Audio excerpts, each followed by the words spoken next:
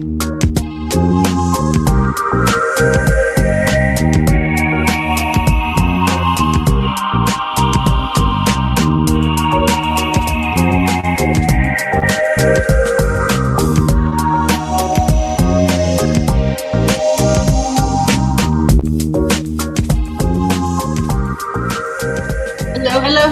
and welcome to Thursday Night Live. I'm your host, Dr. Rita Louise, and thank you all for tuning into the show tonight.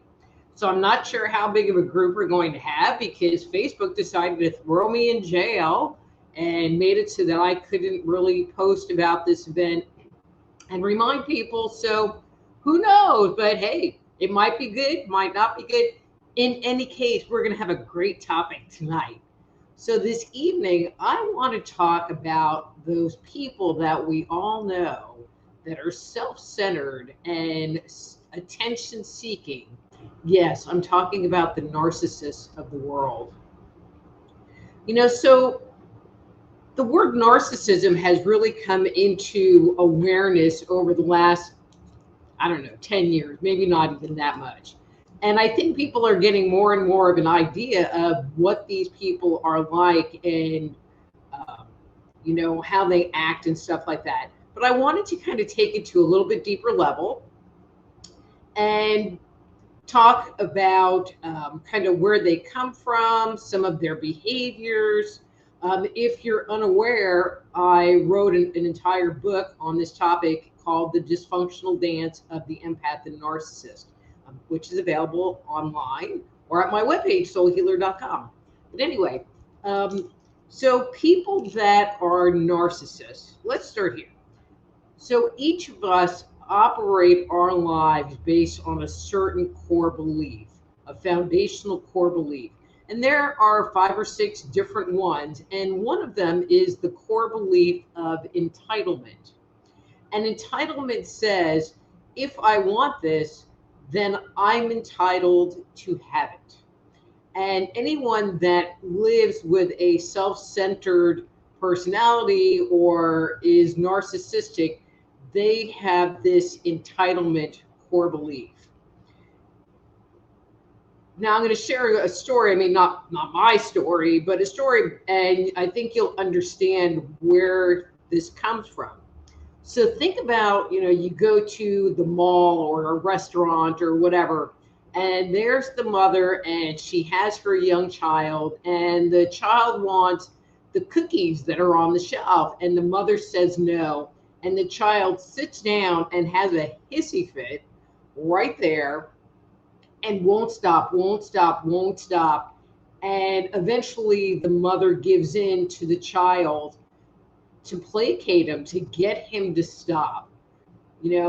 That kind of behavior, that kind of training is part of what formulates this entitlement behavior in these self-centered people, because they think, well, this is what I want. I want those cookies that are on the shelf. And I will torment you in a number of different ways until I get what I want. And, depending on, narcissism, like anything else, is on a scale. And we all have a certain amount of narcissistic qualities within ourselves. There are things that we want and we'll hold out for them. But, people that tend to be more self-centered, move further down that line. And then there are people that have what's called narcissistic personality disorder, which is actually a psychological disorder that people can have. And they're on the very far end of the spectrum. But in general, those individuals really lack empathy. They can't feel what other people feel. Now they can fake it. And what's interesting is they can feel their own feelings, which is usually like shame or pain or some kind of hurt that they're covering over. But as far as seeing your pain or experiencing your pain, they can't do it. So I've had a lot of narcissistic boyfriends, and so I have like tons of stories I could share. Like this one guy, he would cry And when he would have certain interactions, he would cry. Like there was this little kid that lived around the block, and we let him cut through our yard because it backs up to a pretty major road, and we prefer that they just walk through the yard as opposed to going down on that highway. I was fine with it.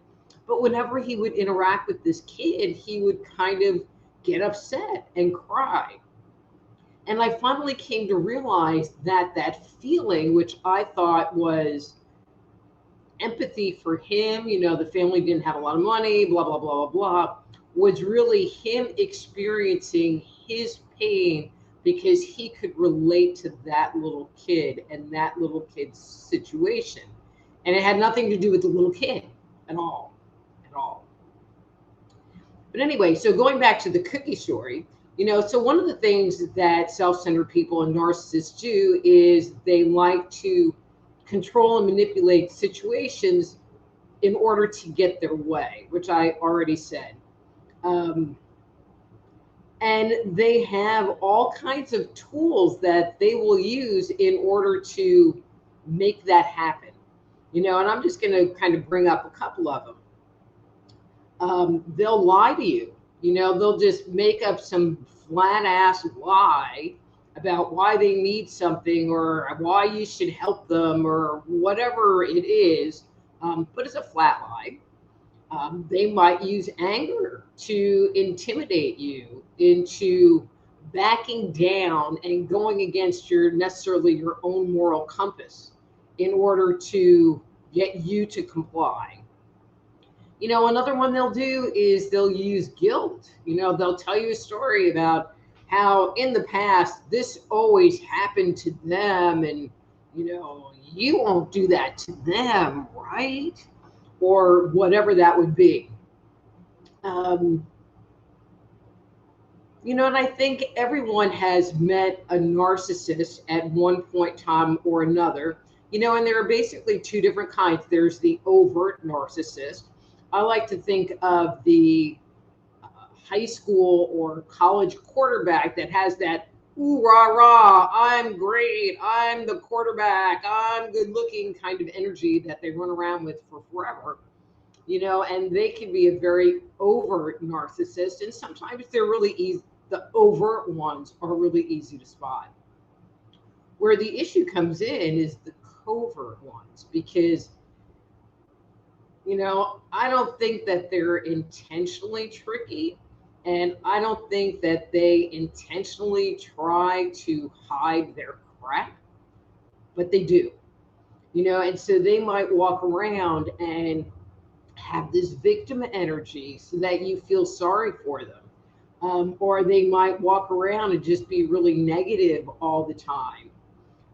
Some of the best covert narcissists are the people that you meet that just seem so wonderful.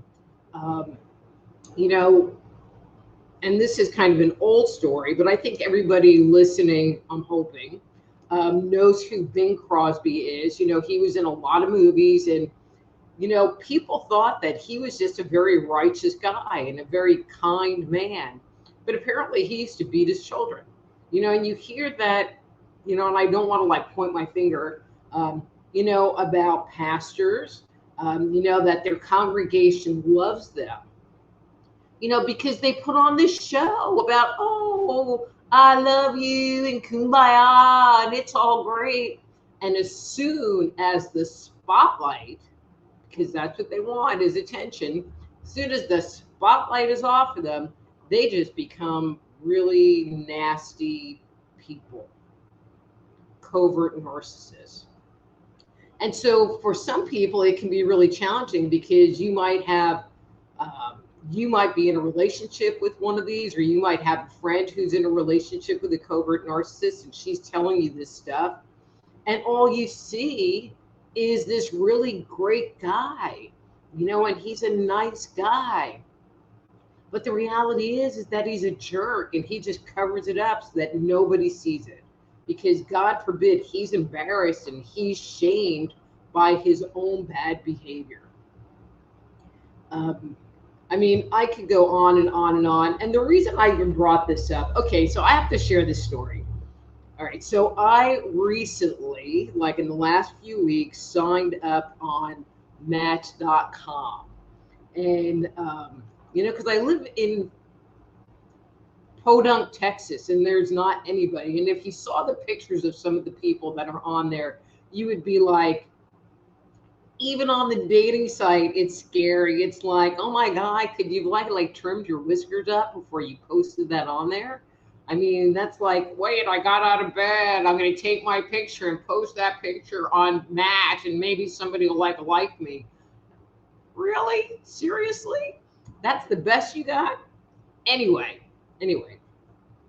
So I was talking to this guy, just like 2 or 3 messages back and forth. And he was like, well, I don't really like, texting on here. So here's your phone number. Call me and we can talk. And I immediately responded that I wasn't going to call him and I wasn't going to give him my phone number because we only exchanged like 3 messages. And one of them was, here's my number. This man literally spent 3 to 4 days trying to convince me that it would be better to talk on the phone. And I just kept coming back and saying, okay, but maybe we could talk here and I could get to know you a little bit and I would feel more comfortable in moving it to the next step. And he gave me a bunch of side-handed insults and guilt. Let's see, he said that it was childish to be on the app. He said that, well, there's not anything unsafe about me having your phone number. I don't know. I mean, there was a guilt one in there. I mean, it was just these. And I just kept saying, well, if you just talk to me, about things other than me giving you my phone number, then maybe we will talk enough and I would give you my phone number. The man was freaking dense. I swear to God, he was dense. So today, I was already kind of playing with him. And today I just was like, dude, it ain't ever going to happen. This is my opinion of you. You are like self-centered, and I have expressed what I think and what I feel, and you have completely ignored it because all you want is your agenda. And since I'm not meeting your agenda, you aren't having it. And it's like, so, oh yeah, he called me a scammer. Maybe I need to make that be my little handle, like Rita the Scammer. Yeah. Anyway, I found it humorous and I found it really refreshing. So people that know me, people that have read my book know that I've had a really crappy relationship history. And to be able to sit there and interact with this person and just see the BS right up front and in person, I just feel blessed that I had the opportunity to see it kind of in slow motion and have that learning experience come from it. So, but again, it was pretty funny. Yeah, because I was intriguing. I was an intriguing scammer, and I should call him because I want to scam him over the phone. Or maybe because I called him, I wouldn't scam him over the phone. I don't really know. I don't really care. He couldn't hear anything I had to say. So why really pursue anything with this person? Because if he couldn't actually hear what I had to say and respect what I had to say and honor anything I had to say, then this is not a person that I want to move forward in any kind of relationship with. At all. So, his loss, because he'd get to hang out with me. Anyway, okay, I'm going to be quiet a second. Well, not really, but I would just like for you to know that if you would like to schedule a private consultation with me, please go to my website, which is soulhealer.com. Soulhealer.com. Send me a message, schedule an appointment, and we can visit one-on-one. Don't forget to like my Facebook page. It's Dr. Rita Louise on Facebook. That's Dr. Rita Louise. And you will get notified, I mean, unless I'm in Facebook jail, about the upcoming Thursday Night Lives or anything else that might be going on. And if you're a YouTube person or you're not a YouTube person, but you want to be a YouTube person, please go to my YouTube channel, which is Just Energy Radio on YouTube, and do those YouTubey things, subscribe to the channel. If you are watching the live or the video in playback, give it a thumbs up, leave me a note, share it with your friends, even on Facebook, share it with your friends. And if you have friends or know anybody that would find benefit in coming on Thursday night and hanging out with me and you and all your friends, let them know. This is an open forum that anybody can participate, except for those psychic bot people. They don't have to come. Anyway, so I am going to change over. I'm going to say a quick hello to everybody and then kind of answer questions and comments. Okay. All right. So we have Leanne. Hey, Leanne. And Miss Veronica is here. Hey, Eric. Nice seeing you. All right. Leanne. Hi, Amber and Nina. Hey, girl. All right. So I said hello to who's in here, and I'm just going to go back up top. So Leanne, Leanne says, hello, I found you. Yay. Hey, Leanne, I'm glad that you found me as well. All right. So let's see. So Eric wants to know, what's the difference between being confident and being a narcissist?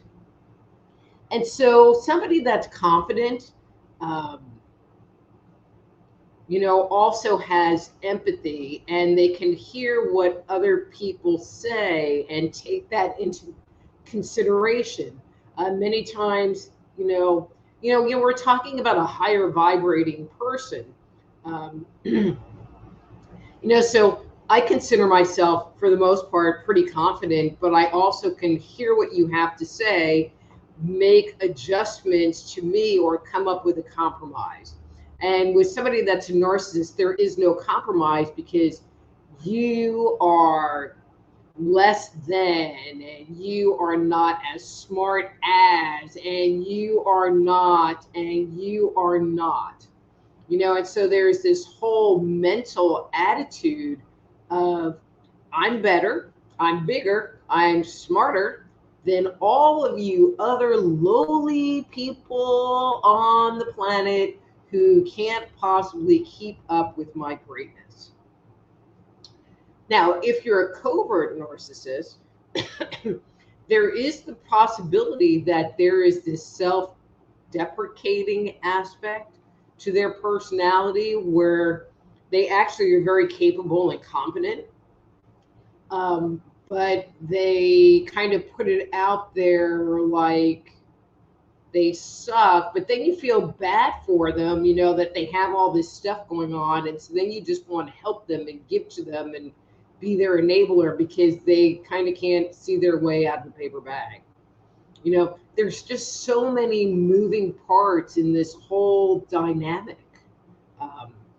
And what's scary is, in recent days, we have created a generation of narcissists. The whole no kid left behind. Everybody wins. Nobody has grades for their performance. So I could work really hard and get nothing, and I could do nothing and get the same exact nothing. And so we're training them to not put any effort in or not do anything that's productive. But then they expect to get the award and get the trophy. I had a client. I'm sorry, I'm just going to kind of stay here for a minute. I had a client whose husband went to mechanic school. So he was a AFC, I don't know, whatever the thing is, certified mechanic. And he got a job working at a dealership, actually a pretty nice dealership in Dallas. And he was doing oil changes, making pretty decent money for having been just getting out of school. And after 3 months, I mean, I heard this story and I just shook my head like, are you kidding me? After 3 months, he went, and I don't remember if it was his supervisor or if he went to the dealership owner person and told them about things they should change within the company. I mean, even if it's the supervisor, it's like, dude, you've been here for 3 freaking months and you got out of school 4 months ago and you have the gall to come over to me and tell me how we need to change. He got fired. Oops. And then they don't understand. They don't understand why somebody might have that kind of reaction to them. All right. Veronica says, I was married to that guy. Oh no, Veronica, I've been married to multiple of them. All right, so now Eric's saying those damn internet relationships never work out. But you know what, Eric? One of the things that I'm finding already very quickly is it's giving me the opportunity to practice my boundaries and sorting out this crap and holding my energy and not getting sucked into it. So far, so good. So far, it's been actually really great. And Eric, you live around here. I mean, who the hell am I going to find living where I do? Really? Anyway, that's my commentary. I mean, unless you know somebody that's really freaking hot and smart and you know, just putting it out there. Okay. I'm saying, so Leanne says, that's how I am. I feel like giving your phone number right away is a big no-no. Well, I mean, that's what I think too, Leanne. I mean, I could see, well, okay. So one, I have a burner phone number, so they never really get my phone number. But in turn, they also don't get my name because you know who I am. You kind of know, like you know my first name and you can find me. I mean, I live in a small town. You know, if you know what I do and you know where I live, you can find me. So I am like super, super cautious. I have an alternate email address. I mean, it's like layer upon layer of protection.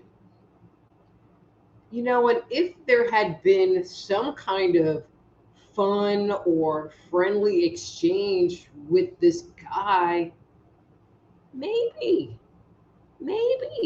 you know, because I am protected. But there was nothing, anything. And it's like, I'm telling you, 4 days of him wanting my phone number and wanting me to call because this is immature. And I just want to talk to you so we can get to know each other. And how do you expect to get to meet anybody if, you know, you won't give them your number? Anyway. All right, so Leanne is back. This dude told me it was immature to be texting. He couldn't be consistent. Hey, maybe it was the same guy because he told me that too. Okay, so you got another one. Scam for what? I have no idea. I mean, it's right up there with why I was in Facebook jail. I mean, now I could see if I was trying to get personal information from him or trying to get him on the phone to move things forward, you know, so then I could ask him for money, but I wasn't. But I wasn't. It was like I didn't even want to go there. So anyway, yeah. Okay, so see, Eric, you just kind of freaked me out. Yeah, it's like Rita.com. So there was a day, see, we're all buds in here and everything, and you know, like you're not gonna like want to date me, I don't think. I don't know. If you do and you're hot, and you got a lot of money, maybe. I mean, you're not married and you don't have too many weird issues and you're not a narcissist, maybe. Anyway, Eric, there was a time when my kids were young. So one of them had this like online journal thing, and he would go on there and go, my stepmom Rita, Rita this, Rita that. So, and I tried not to read it, but then I went on Google and typed Rita, Texas, and I came up like that. Then Hurricane Rita happened, and so I kind of dropped off, and then Google changed its algorithm. But I don't live in Dallas anymore. I live in freaking Podunk, Texas. So, it's just a lot easier. And being on an online site, you just don't know what kind of weirdo, creepy people there are. I mean, I've already met, this guy I played with, and he seemed harmless, but I've already had an encounter with some like weirdo, creepy guy who came off as being really super cool until the 11th hour, and then he got creepy, and that was the end. Anyway. All right, so see, now Amber wants me to be all freaking serious. Could you please tell me about my career, if I'll be changing positions soon? Oh, Amber, but I was having so much fun talking about stupid relationship stuff. All right, hang on. All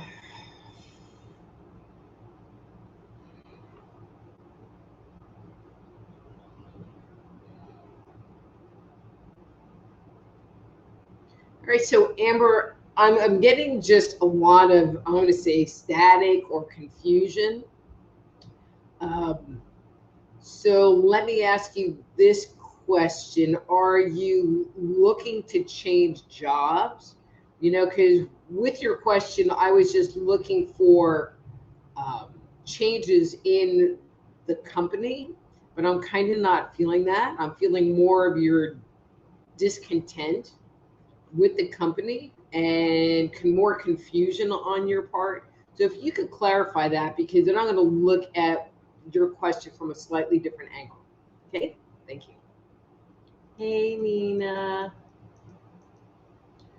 Okay, so Veronica got a question. Had a shrink accuse me of doctor shopping a while back, like I was looking for type 2 scripts. Was she serious or just trying to get rid of me?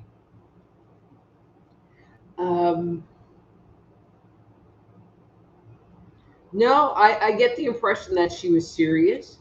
I get the impression that she has had a lot of people come through her office that's what they're doing. I know that that's not what you were doing, um, but she just kind of automatically puts that on there. When I was married to my late husband, he had he had been diagnosed with a pneumonia. It sort of cleared up, came back, got diagnosed with a pneumonia again. Um, they sent him home with all of this stuff, and the doctor said if it gets any worse, you need to just go to the hospital. And so it is freaking Easter Sunday, and now his chest hurts. It's just really bad. We go to the hospital, they take an x-ray, and they're like, well, he has a pneumonia. And it's like, okay. And, he couldn't help it, but he was allergic to all the sulfa drugs. So, hydrocodone, any of those kind of things he couldn't take because he was allergic. Literally, he had a list that he walked around with of drug allergies. And they just looked at him like he was drug seeking. And then he had this rash on his back, and they were like, oh, well, that looks like it's going to become shingles, and they gave him some medication for that, and didn't do anything about the rib pain he had, which was really bad. So they just send us off again with more medication for pneumonia. And a couple of weeks later, And they didn't even want to give him the morphine, but I mean, he was just in a lot of pain and they gave him nothing. So a couple of weeks later, he started coughing up blood, went to his primary doctor, and, so not the hospital people. They do a CAT scan. He's diagnosed. Well, he's not diagnosed with cancer, but it was cancer. I already knew that. The rash on his back had to do with the cancer. And the rib pain he had was he had fractured some ribs from coughing. But they didn't really want to deal with him, and they didn't want to, you know what I mean? They just thought he was drug seeking and sent us on our way. And he was dead less than 2 months later. I never paid the hospital bill. It was like, screw you, wrong, wrong, wrong, wrong, wrong. So yeah, there are doctors that are out there that's their mentality of people, is that you're out there drug seeking.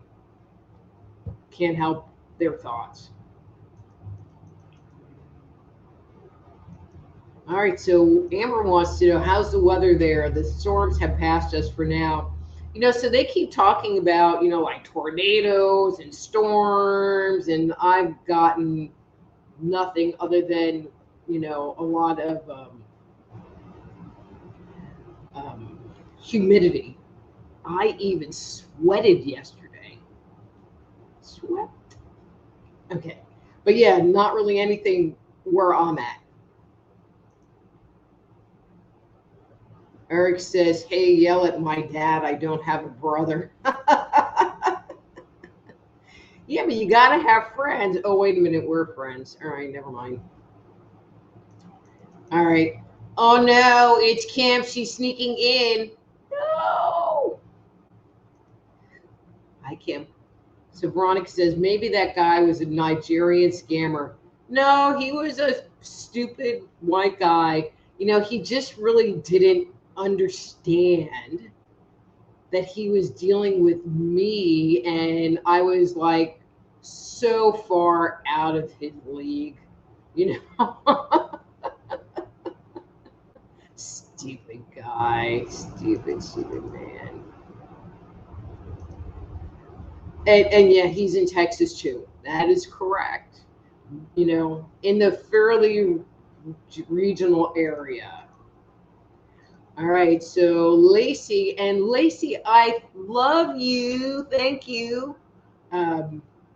No, I am not a medium. I don't talk to dead people. I mean, every so often they will show up as part of a session, but I choose not to engage with dead people unless they're at your house and I'm there on a ghost hunting thing, which is a totally different story. But I appreciate you for asking, but no.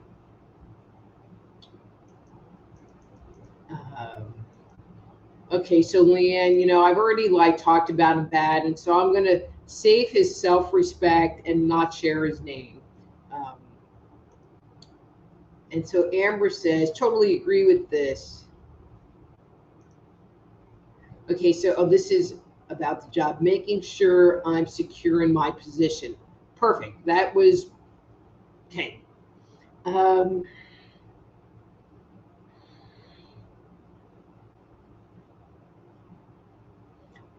Amber, I'm getting I think it would be to your best benefit to go ahead and get your resume put together, maybe start looking, I don't feel like it's going to shift today, and I'm not getting 100% that anything is going to happen to you. But I feel like there's going to be a lot of movement happening. And I feel like this guy, and correct me if I'm wrong, either they have put this one guy in charge or they're looking at putting this one guy in charge. And I feel like there's going to be a lot of movement that's happened that has not been disclosed to people. I'm kind of feeling like he has been moved into play. But if he gets moved into place, and I'm pretty sure you know who this is, so please fill me in. If he gets put into place, that's when I would sit there and start looking. And not that they would necessarily get rid of you, but that you won't like it there. And I would rather you go to be somewhere that you like it versus hanging on to being somewhere that you hate. All right, let's see.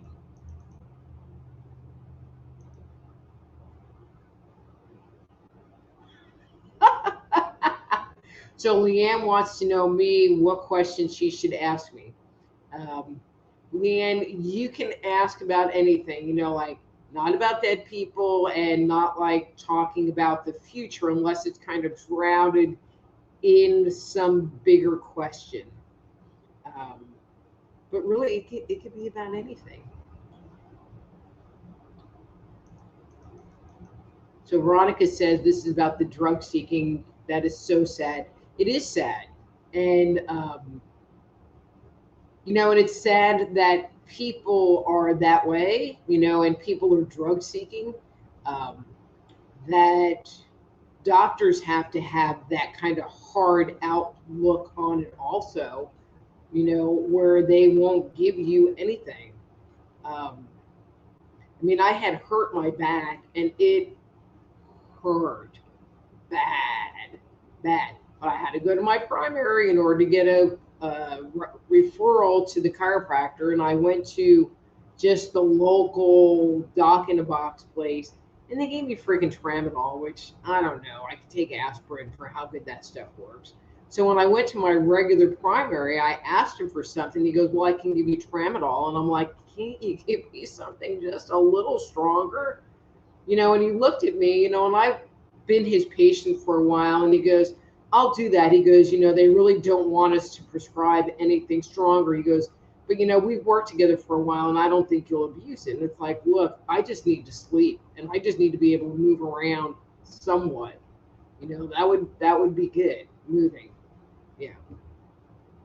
All right, so Amber's back to weather. We've only gotten thunderstorms, but nothing like they were making it seem. Amber, I haven't even gotten thunderstorms in the last 2 days or any rain in the last 2 days. In fact, yesterday I mowed my lawn and I was talking to someone, again, fairly local, and they said they got an inch, but then I guess in like Gilmer and Canton, kind of in that strip, they got like 8 inches of rain and tornadoes and all kinds of crazy stuff, or at least that's what they were saying. Whether they actually got that or not, I don't really know. All right, so Kim's I'm not even going to put your name up there, Kim. She's just hiding in the background, laughing. Oh, we got Cindy in the house. Hey, girl, I guess you're home from the gym. All right, so Veronica, remember me talking about a biofilm? Has it budged any?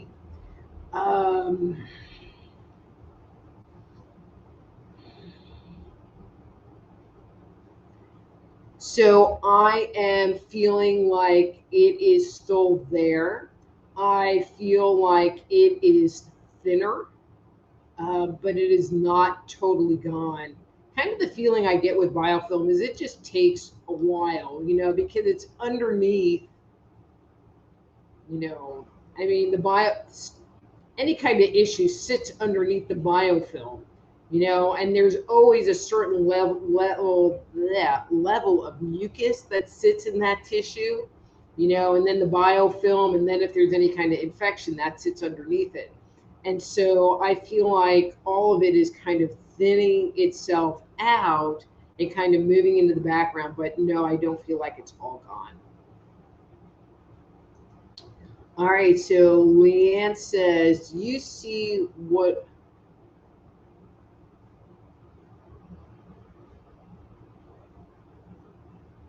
All right, Leanne, I'm not quite sure about your question. Do you, and I'm a little dyslexic, so sometimes reading screws me up, but I think this is like dyslexic on my dyslexic.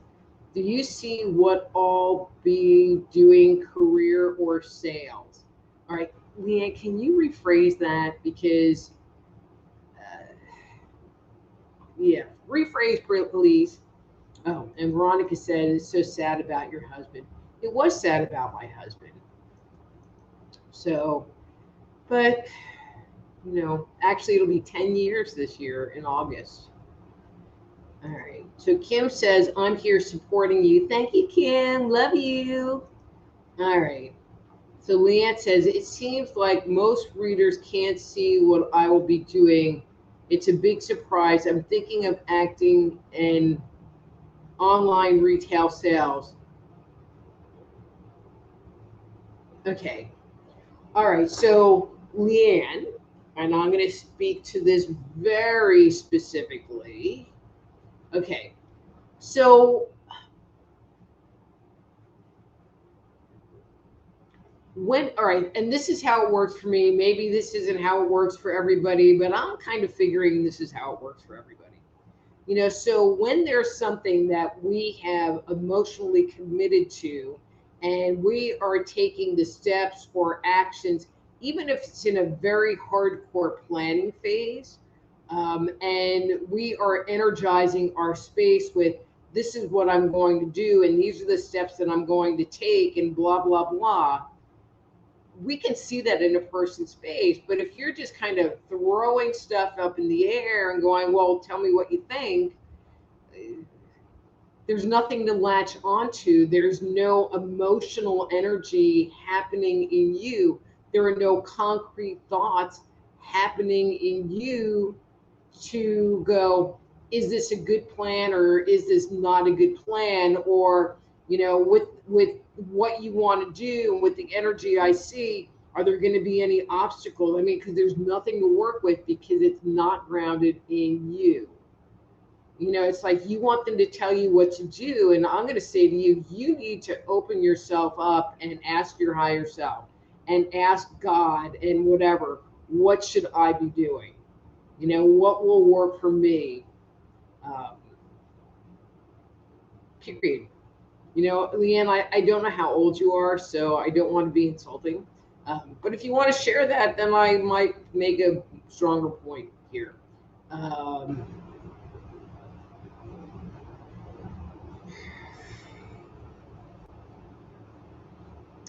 So even your comment, I'm going to stick with you here a minute. So even your comment of, I'm thinking about acting and doing retail sales, it's like, I don't even see any commitment with that. I mean, I just feel like you're just kind of throwing it out there, but retail sales of what? Retail sales working for another company, and doing sales for them. Do you have any retail sales experience? I mean, I end up with more questions than I get answers from your energy space, because you're kind of waiting for somebody to validate you and tell you what to do. All right. Okay. Okay, so you have the merchandise. Okay, so Leanne says, just did have the merchandise. Yes, I was doing it before.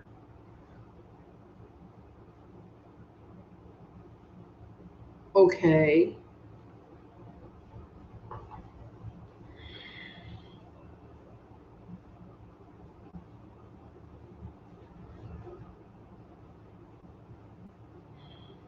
I'm really looking here, Leanne.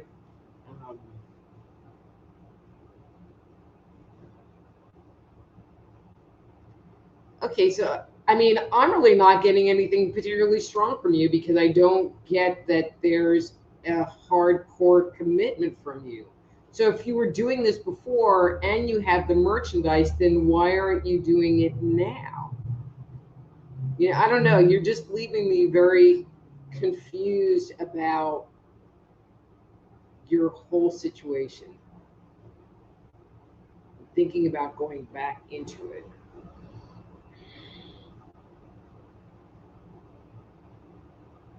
I mean, did you like what you were doing? Oh, did you like doing the sales stuff and the merchandising?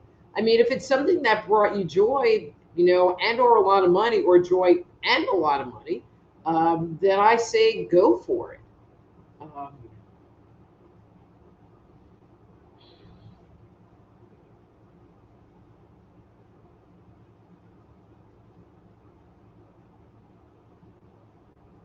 I just get the impression that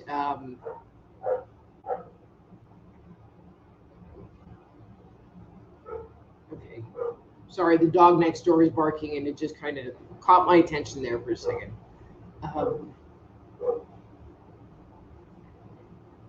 I just get the impression that even doing the retail stuff would just be like, I'm just not noticing a lot of enthusiasm from you. Like, you just want it to be easy. If I show up with my stuff, and people should just buy it, and have it be easy.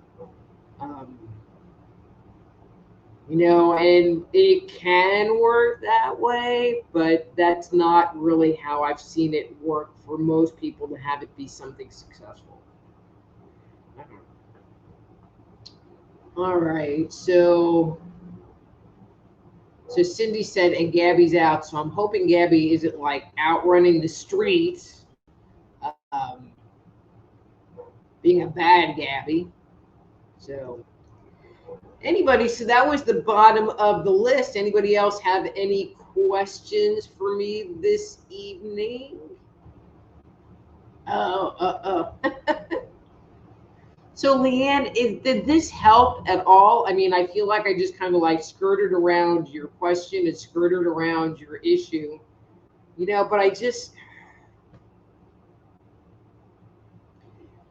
what I see in your space, okay, and I'm just going to kind of focus this in a different direction. What I see in your space is that it would just be easier for you to go work for somebody else, and then you don't have to have the responsibility of running a business, and you just show up and you do your thing and you go home, and maybe that's where you're at right now, is doing that, and if doing the business is a side thing, have it be a side thing. But I don't get the impression that, at least at this point in time, you have the drive and motivation to make a personal business be your primary source of income. I hope that makes sense.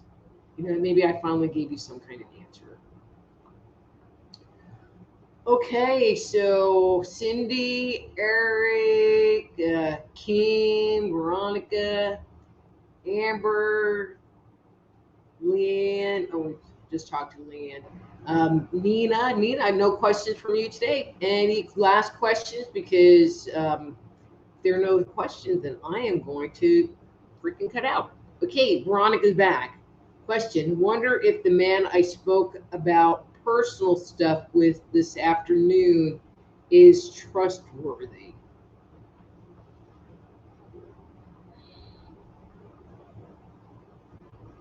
I don't get the impression that they're okay. I'm going to say no. And Veronica, I'm saying no for a very specific reason. I feel like you have pretty good radar. And I feel like if this person had bad energy and bad mojo, and there was like something weird going on, that you would feel it and you would kind of back off and not really engage. And so it's not something that I would really worry about. Because you would just feel uncomfortable. And oh, wait, there's the question. You would just feel uncomfortable and just wouldn't want to. You wouldn't put it out there, but you felt comfortable enough to share that information with this person. So I think it's okay.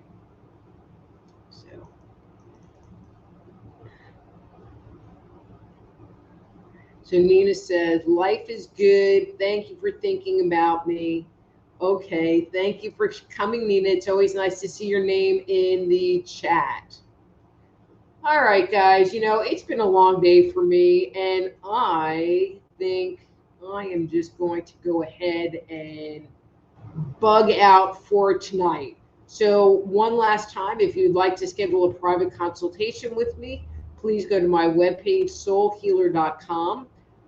Please, don't forget to like my Facebook page, Dr. Rita Louise on Facebook, or subscribe to my YouTube channel. I'll be here again next Thursday at 7 p.m. Central Standard Time. So if you're watching this in a rerun type fortune, please do come and join us and get your questions answered. Love to have you. Would totally love to have you. So until next time, I'm Dr. Rita Louise. This is Thursday Night Live. Be blessed.